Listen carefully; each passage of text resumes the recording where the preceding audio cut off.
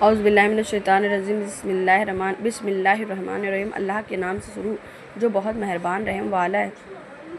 بے شک تیرا رب حد سے بڑھنے والوں کو جانتا اور چھوڑ دو کھلا اور چھپا گناہ۔ وہ جو گناہ کماتے ہیں ان قریب اپنی کمائی کی سزا پائیں گے، اور اسے نہ کھاؤ جس پر اللہ کا نام نہ لیا گیا ہے، اور بے شک حکم عدولی ہے، اور بے شک شیطان اپنے دوستوں کے دلوں میں ڈالتے ہیں کہ تم سے جھگڑے، اور اگر تم ان کا کہنا مانو تو اس وقت تم مشرک ہوگے۔ اور کیا وہ کہ مردہ تھا تو ہم نے اسے زندہ کیا اور اس کے لیے ایک نور کر دیا جس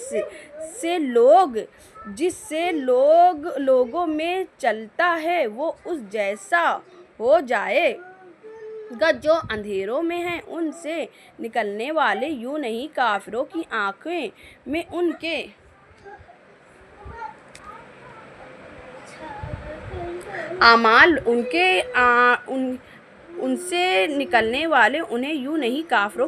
میں ان کے اعمال بھلے کر دکھائے گئے ہیں، اور اسی طرح ہم نے ہر بستی میں اس کے مجرموں کے سرغنہ کے اس میں دعائیں کھلی ہیں اور کھلے ہیں، اور دعوے نہیں کھیلتے مگر اپنی جانوں پر، اور انہیں شعور نہیں۔ اور جب ان کے پاس کوئی نشانی آئے تو کہتے ہیں ہم ہرگز ایمان نہ لائیں گے جب تک ہمیں بھی ویسا ہی نہ ملے جیسا اللہ کے رسولوں کو ملا۔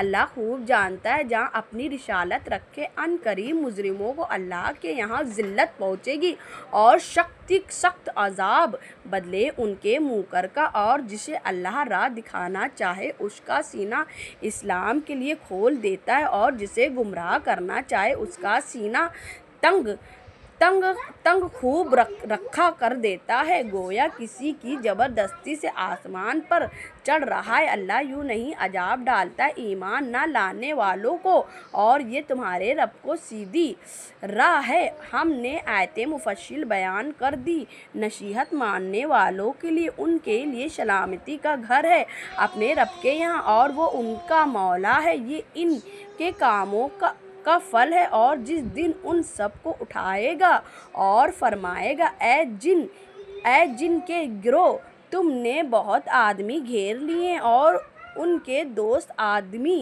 عرض کریں گے اے ہمارے رب ہم میں ایک نے دوسرے سے فائدہ اٹھایا، اور ہم اپنے اس میعاد کو پہنچ گئے جو تم نے ہمارے لیے مقرر فرمائی تھی۔ فرمائے گا آگ تمہارا ٹھکانہ ہے، ہمیشہ اس میں رہو مگر جیسا خدا چاہے۔ اے محبوب بے شک تمہارا رب حکمت والا علم والا ہے۔